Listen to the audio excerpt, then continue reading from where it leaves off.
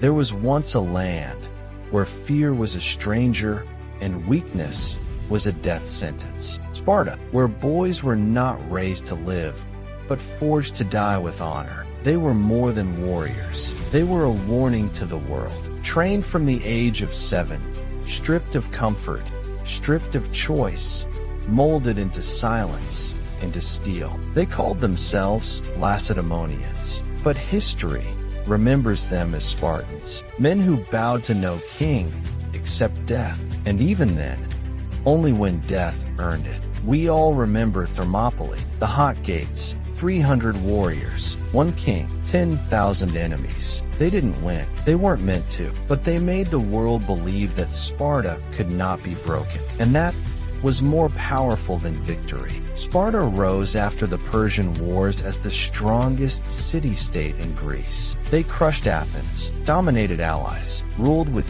fear and ritual. Their laws, spoken by the mythical Lycurgus, forbade luxury. They ate black broth, slept on reeds, wore red to hide the blood. Even their gods were war gods. Ares, Aeneas, Nike. But here's the secret no one tells you. The moment Sparta won the world, it began to lose itself. They had power, but not growth. Victory, but no future. Their system allowed only pure Spartan blood to rule. No foreigners, no outsiders, no sons born to non-citizen mothers, no expansion of citizenship, just fewer and fewer real Spartans each generation. And yet, they still demanded an army, so they leaned on slaves. The helots, people they had conquered, beaten, humiliated, enslaved, and the helots outnumbered Spartans 10-1. Every year, young Spartans were sent to kill helots in secret, not for justice, not for battle, but to keep them afraid. It was called the Cryptia, and it was murder masked as tradition. Then came the year 371 BC, the Battle of Leuctra. The Thebans, led by a man Sparta never saw coming. His name was Epaminondas, a general, a strategist, a ghost in the pages of war. He didn't worship tradition.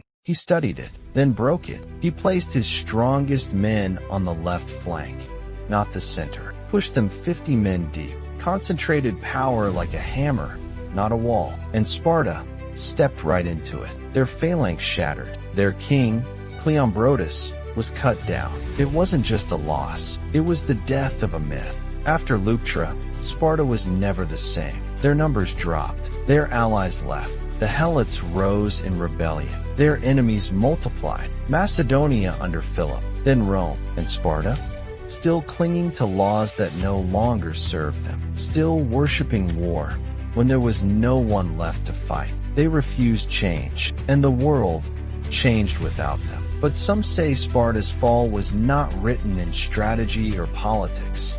It was written in Olympus. Ares, the god of war, had chosen them, fed them rage, fed them steel. But even gods grow bored. The Spartans stopped fighting for purpose. They fought only for pride. Ares turned his gaze elsewhere, and when the gods stop watching, the monsters come. Sparta didn't fall in battle. It collapsed in silence, not from enemies, but from within. Because when a nation builds its identity on unchanging strength, it forgets how to bend. And when you don't bend, you break. Maybe Sparta wasn't defeated. Maybe it simply let go. The strongest warriors of history gone. Not with a roar, but with a whisper. Want more myths like this? More forgotten legends? Then subscribe, because these stories aren't just old. They're waiting to be awakened.